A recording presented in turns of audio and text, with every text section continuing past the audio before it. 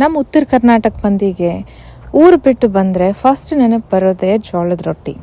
ಬೆಂಗಳೂರಾದರೂ ಆಗಲಿ, ಅಮೆರಿಕ ಆದರೂ ಆಗಲಿ, ಜೋಳದ ರೊಟ್ಟಿ ಸಿಕ್ಕರೆ ಸಾಕು. ಇದು ತಿನ್ನೋದಕ್ಕೆ ಎಷ್ಟು ರುಚಿನೋ ಮಾಡಲಿಕ್ಕೂ ಅಷ್ಟೇ ಈಸಿ.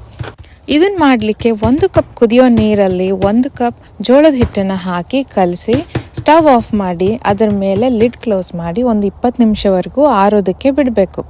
ಆರಿದ ಮೇಲೆ ಅದನ್ನೆಲ್ಲ ತಗೊಂಡು ಮಿಕ್ಸ್ ಮಾಡಿ ನಾವು ಚಪಾತಿ ಹಿಟ್ಟು ಕಲಸಿದಾಗೇ ಕಲಿಸ್ಕೊಂಡು ಅದನ್ನು ತಟ್ಟುತ್ತಾ ಹೋದರೆ ಈ ಥರ ಜೋಳದ ರೊಟ್ಟಿ ರೆಡಿ ಆಗುತ್ತೆ. ಇದನ್ನು ಬೇಯಿಸ್ಲಿಕ್ಕೆ ತವೆ ಕಾದ್ಮೇಲೆ ಅದ್ರ ಮೇಲೆ ರೊಟ್ಟಿನ ಹಾಕಿ ಒಂದು ಸೈಡ್ ನೀರನ್ನು ಒರೆಸಿ ಬಿಸಿ ಆದಮೇಲೆ ಅದನ್ನು ಹೊಳಿಸಿ ಒಂದು ಸ್ವಲ್ಪ ಒತ್ತಾ ಹೋದರೆ ಅದು ಚೆನ್ನಾಗಿ ಉಬ್ಬಿ ಜೋಳದ ರೊಟ್ಟಿ ಸಾಫ್ಟಾಗಿ ಬರುತ್ತೆ.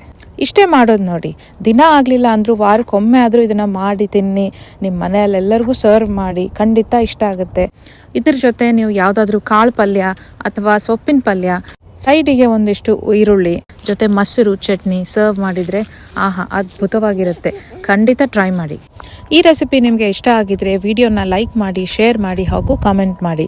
ಮತ್ತೆ ಸಿಗೋಣ ಇನ್ನೊಂದು ವಿಡಿಯೋದಲ್ಲಿ ಮತ್ತೊಂದು ಹೆಲ್ದಿ ರೆಸಿಪಿ ಜೊತೆ. Thank you for watching.